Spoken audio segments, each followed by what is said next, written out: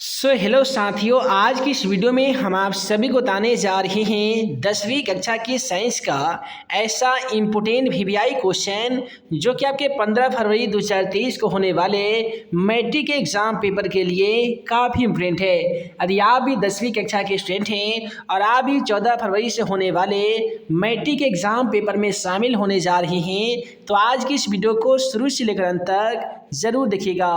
तो जल्दी से वीडियो को लाइक कर लीजिए, चैनल पर नए होंगे तो चैनल को सब्सक्राइब कर लीजिए ताकि ऐसे ही आने वाली हर 10वीं कक्षा का इम्पोर्टेंट क्वेश्चन का वीडियो आप सभी को मिल सके। तो चलिए फ्रेंड्स, बिना समय गवाए पहला क्वेश्चन का आंसर देख लेते हैं। दोस्तों, आज का पहला सवाल क्वेश्चन नंबर 7 कहता है कि अवतल दर्पण का उपयोग लिखिए। मैट्रिक एग्जाम पेपर में ऐसे सवाल 2 नंबर में पूछे जाते हैं। तो आसान शब्द में लिखिएगा कि अवतल दर्पण का प्रमुख उपयोग निम्नलिखित है। उसके बाद में रोमन नंबर 1 में लिखिएगा कि अवतल दर्पण का उपयोग हजामती दर्पण के रूप में किया जाता है। अवतल दर्पण का उपयोग डॉक्टरों के द्वारा रोगियों के नाक, कान तथा गले की जांच करने में किया जाता है।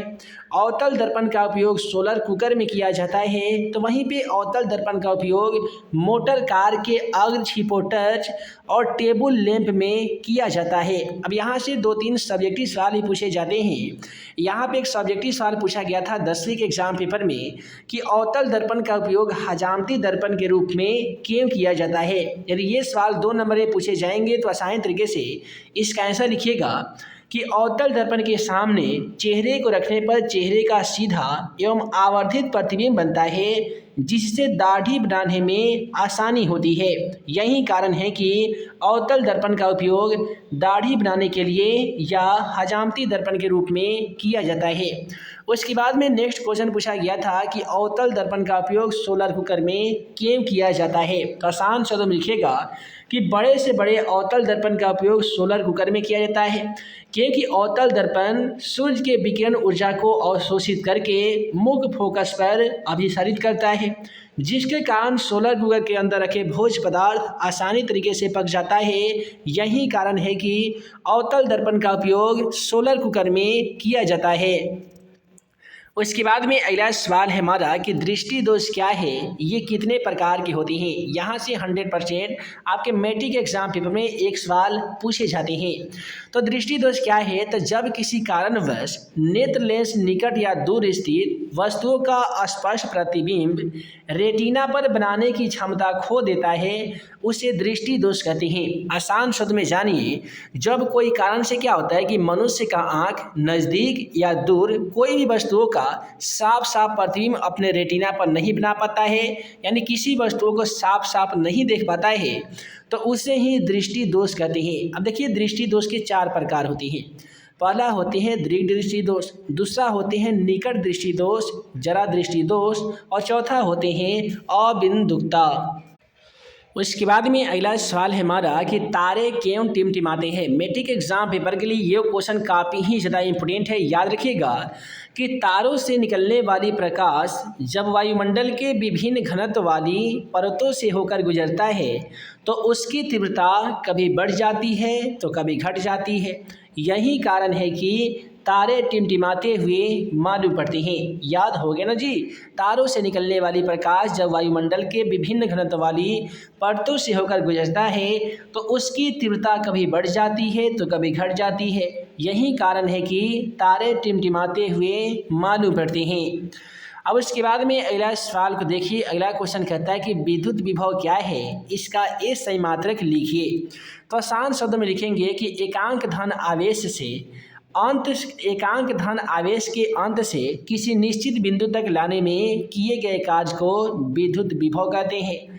इसका एक सही मात्रक वोल्ट होता है और इसे भीत के द्वारा सूचित किया जाता है।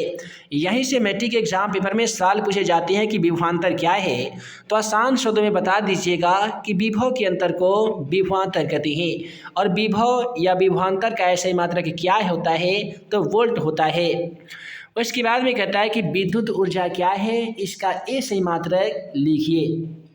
तो देखिए, विद्युतीय ऊर्जा कार्य को ही विद्युत ऊर्जा कहते हैं। इसका एक सही मात्रक जूल होता है, किंतु व्यावसायिक मात्रक kWh यानी किलोवाट घंटा होता है। यहीं से ऑब्जेक्टिव सवाल पूछे जाते हैं कि विद्युत ऊर्जा का ऐसे मात्रक क्या होता है, तो जूल होता है। और विद्युत ऊर्जा का व्यावसायिक मात्रक क्या होता है, तो याद रखिएगा किलोवाट घंटा होता है। अब अगला सवाल इंपोर्टेंट, केवल इस वीडियो में हम लोग वीवीआई क्वेश्चन को देख रहे हैं, इसलिए तो सभी क्वेश्चनों का सलूशन हम लोग नहीं करेंगे, केवल वैसे क्वेश्चनों को देखेंगे जो आपके एग्जाम पेपर में 100% पूछे जा सके। अगला सवाल कहता है कि प्रतिवर्ती धारा के लाभ बताइए। देखिए प्रतिवर्ती धारा के बहुत सारे लाभ होते हैं।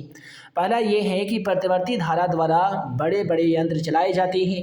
प्रतिवर्ती धारा से विद्युतवाहक बल को दबाकर काफ़ी ही दूर तक खींचा जा सकता है या भेजा जा सकता है। प्रतिवर्ती धारा अत्यधिक खतरनाक होता है और आप सभी को मालूम होगा कि हम लोग के जो घरों में जो विद्युत धारा प्रवाहित होती है वो प्रतिवर्ती धारा नहीं बल्कि दिष्ट धारा होती है। और ये प्रतिवर्ती धारा द्वारा बड़े बड़े मशीन चलाए जाते हैं, बड़े बड़े कल कारखानों में प्रतिवर्ती धारा का ही इस्तेमाल किया जाता है। अब अगला सवाल कहता है कि भू संपर्क तार का क्या कार्य है। देखिए जब किसी कारणवश विद्युत परिपथ में विद्युत धारा का प्रवाह बढ़ जाता है तो भूतार के द्वारा जमीन के अंदर चला जाता है और परिपथ में लगे उपकरण बर्बाद होने से बच जाते हैं और घरों में आग नहीं लगती है। अगर नहीं समझ में आया तो फिर से सुनिए। जब किसी कारणवश क्या होता है कि विद्युत परिपथ में विद्युत धारा का जो मान होता है वो बढ़ जाता है, तो जब भूतार लगाया गया रहता है, अर्थिन का तार जब लगाया जाता है तो भूतार के द्वारा वो जो ज़्यादा प्रवाहित धारा रहती है वो मिट्टी के अंदर चला जाता है, जिसके कारण क्या होता है कि परिपथ में लगे उपकरण बर्बाद होने से बच भी जाती है और घरों में आग भी नहीं लगती है। उसके बाद में कहता है कि लेंज का नियम क्या है। याद रखिएगा कि जब विद्युत चुंबकीय प्रेरण के द्वारा परिपथ में धारा उत्पन्न होती है तो उसकी दिशा ऐसे होती है कि उस कारण का ही विरोध करती है जिससे वह उत्पन्न होती है। इसे ही लेंज का नियम कहते हैं। अब अगला सवाल कहता है कि चुंबक किसे कहते हैं। ऐसे देखिए ऐसे पदार्थ जो इस्पात, लोहा और निकोल को अपनी ओर खींच लेता है उसे चुंबक कहते हैं। बहुत ही सिंपल है कि वैसे पदार्थ जो इस्पात हो गया, लोहा हो गया या निकेल हो गया इत्यादि धातुओं को अपनी ओर खींच लेता है उसे ही हम लोग चुंबक कहते हैं। देखिए चुंबक की यह खूबी होती है कि यदि उसे धागों से बांधकर उल्टा लटका दिया जाए तो उसका एक सिरा दक्षिण की ध्रुव की ओर और दूसरा सिरा उत्तर ध्रुव की ओर आकर रुक जाती है। इसके बाद में कहता है कि अस्थायी चुंबक और विद्युत चुंबक में अंतर स्पष्ट कीजिए। तो आसान शब्दों में लिखिएगा कि अस्थायी चुंबक और विद्युत चुंबक में प्रमुख अंतर निम्नलिखित है। पहला अंतर ये होता है कि विद्युत चुंबक एक अस्थायी चुंबक है जबकि क्षण चुंबक एक अस्थायी चुंबक होता है। उसके बाद में लिखिएगा कि विद्युत चुंबक प्रबल चुंबकीय बल लगा सकता है जबकि अस्थायी चुंबक का आकर्षण बल कमजोर होता है।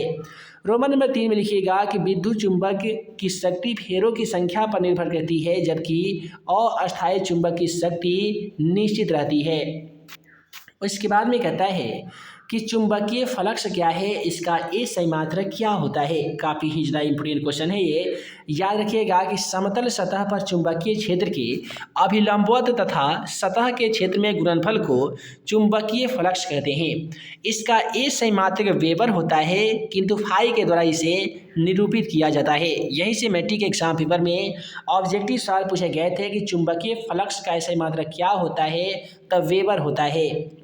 उसके बाद में देखिए चुंबकीय पदार्थ में अंतर हम लोग जान चुके हैं। अब अगला क्वेश्चन कहता है अंतरिक्ष यात्रियों को आकाश का रंग काला क्यों दिखाई देता है। ये क्वेश्चन मैट्रिक एग्जाम पेपर के लिए काफ़ी ही ज़्यादा इम्पोर्टेंट है। याद रखिएगा कि जब अंतरिक्ष यात्री अंतरिक्ष में जाता है तो वहाँ पे कोई भी कण ना होने के कारण प्रकाश का अपवर्तन नहीं हो पाता है, जिसके कारण अंतरिक्ष यात्री को आकाश का रंग काला दिखाई देता है। उसके बाद में कहता है कि सूर्योदय और सूर्यास्त के समय सूर्य का रंग लाल दिखाई देने लगता है, क्यों। तो आसान शब्दों में लिखेंगे कि जब सूर्य धरती के क्षितिज के समीप रहता है तो उससे निकलने वाले प्रकाश के वर्णों को अधिक दूरी तय करनी पड़ती है, जिसके कारण कम तरंगदैर्घ्य वाले प्रकाश के वर्णों का प्रकीर्णन तो हो जाता है किंतु लाल वर्णों का प्रकीर्णन कम होता है। यही कारण है कि सूर्योदय और सूर्यास्त के समय यानी उगते और डूबते समय सूरज का रंग लाल दिखाई देता है। और आप सभी को जानकारी के लिए बता दें कि ये जो क्वेश्चन है 2020 से लेकर 2021 के एग्जाम पेपर में पूछा गया क्वेश्चन है। अगला सवाल कहता है कि टिंडल प्रभाव क्या है। आसान शब्द में लिखेंगे कि पोलैरिटी विलयन के कणों के द्वारा प्रकाश के प्रकीर्णन को टिंडल प्रभाव कहते हैं। टिंडल प्रभाव के कारण प्रकाश का मार्ग दिखाई पड़ता है। उसके बाद में कहता है कि वायुमंडलीय अपवर्तन से आप क्या समझते हैं। आसान शब्दों में लिखेंगे कि वायुमंडल का घनत्व भिन्न भिन्न प्रकार के होते हैं। पृथ्वी के समीप वाले वायुमंडल का घनत्व सबसे अधिक होता है और ऊंचाई बढ़ने के साथ साथ वायुमंडल का घनत्व घटते जाता है। जब प्रकाश वायुमंडल के विभिन्न घनत्व वाली परतों से होकर गुजरता है तो उसके दिशा में होने वाले परिवर्तन को वायुमंडलीय अपवर्तन कहते हैं। देखिए अगला सवाल कहता है कि अमीबा में पोषण क्रिया को समझाइए। अमीबा में पोषण क्रिया किस प्रकार से संपन्न होती है, आइए जान लेते हैं। देखिए अमीबा एक कोशिकीय जीव है। यहाँ से एक ऑब्जेक्टिव सवाल पूछे जाते हैं कि अमीबा किस प्रकार का जीव है, तो याद रखिएगा अमीबा एक कोशिकीय जीव है। यानी वैसे जीव जिनका शरीर केवल एक कोशिकाओं के मिलने से बनता है उसे एक कोशिकीय जीव कहते हैं, जैसे कि अमीबा, जो कूटपाद के द्वारा भोजन को घेर कर खाद्य धानी में ले जाता है, जिसमें उपस्थित एंजाइम भोजन का पाचन करता है और अनपचा भोजन कोशिका के सतह से चिपक जाता है और पुनः बाहर निकल जाता है। इस प्रकार से अमीबा में पोषण की क्रिया संपन्न होती है। अब अगला सवाल कहता है कि पोषण जीवों के लिए क्यों आवश्यक है।